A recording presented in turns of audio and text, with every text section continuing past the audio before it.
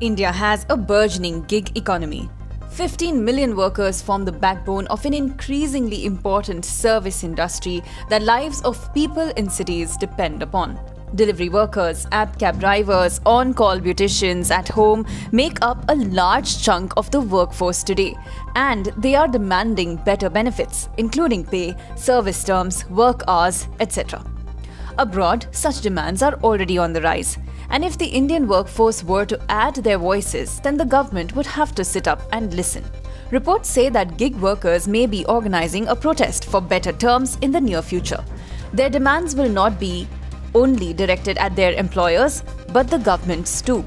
Sheikh Salahuddin, president of the Telangana Gig and Platform Workers Union, was quoted by a media report saying, "In one call, we can mobilize thousands of drivers and delivery boys to come out to the streets. If millions of people are ignored the way it is happening, then surely it will reflect in the polls."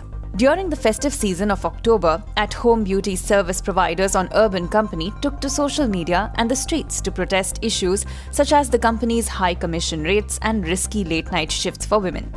Food delivery workers had staged a social media campaign highlighting their long hours and low pay during Zomato's IPO. App cab workers have highlighted their unhygienic living conditions, among several other issues. India's gig economy has the potential to generate as many as 90 million jobs over the long term, according to a March report by the Boston Consulting Group and the Michael and Suzanne Dell Foundation, with total transactions rising to more than $250 billion.